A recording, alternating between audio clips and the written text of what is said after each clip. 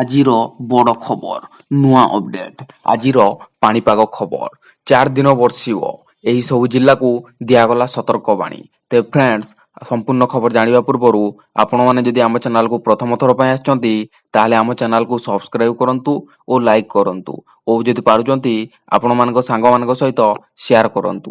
ଆସନ୍ତା 4 ଦିନ ପର୍ଯ୍ୟନ୍ତ ରାଜ୍ୟରେ ଜାରି ରହିବ କାଳବୈଶାଖୀ ବର୍ଷା।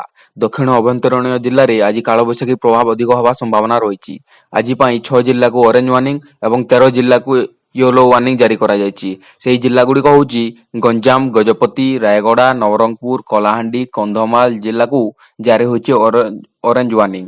ଏହିସବୁ ଜିଲ୍ଲାରେ ଘଡ଼ଘଡ଼ି ସହ ବର୍ଷା ହୋଇପାରେ। ଏଥିସହ ଘଣ୍ଟା ପ୍ରତି 40ରୁ 50 କିମି ବେଗରେ ପବନ ବହିବ। କିଛି କିଛି ସ୍ଥାନରେ ପ୍ରବଳ ବର୍ଷା ସମ୍ଭାବନା ବି ରହିଛି। ସେହିପରି ମାଲକାନଗିରି, କୋରାପୁଟ, ନୂଆପଡ଼ା, ବଲାଙ୍ଗୀର, ବୌଦ୍ଧ, ସୁବର୍ଣ୍ଣପୁର, ସମ୍ବଲପୁର, ଅନୁଗୁଳ, ନୟାଗଡ଼, କଟକ, ଢେଙ୍କାନାଳ, କେନ୍ଦୁଝର ଏବଂ ମୟୂରଭଞ୍ଜ ଜିଲ୍ଲାକୁ ଆଜି ପାଇଁ ୟେଲୋ ୱାର୍ଣ୍ଣିଂ ଜାରି କରାଯାଇଛି। ଆସନ୍ତାକାଲି କାଳବୈଶାଖୀ ପ୍ରଭାବ ସାମାନ୍ୟ କମିବା ପରେ 30ରୁ ପୁଣି ପ୍ରଭାବ ବଢ଼ିବା ନେଇ ପାଣିପାଗ ବିଭାଗ ପୂର୍ବାନୁମାନ କରିଛି। ଅନ୍ୟପଟେ ଅଧା ଓଡ଼ିଶାକୁ କାଳବୈଶାଖୀ ଆଲର୍ଟ ଜାରି କରାଯାଇଛି। 15 ଜିଲ୍ଲାକୁ କାଳବୈଶାଖୀ ବର୍ଷା ସହ ବଜ୍ରପାତ ଆଲର୍ଟ କରାଯାଇଛି। ଏହି ସମୟରେ ପ୍ରବଳ ବେଗରେ ପବନ ବହିବାର ସମ୍ଭାବନା ରହିଛି।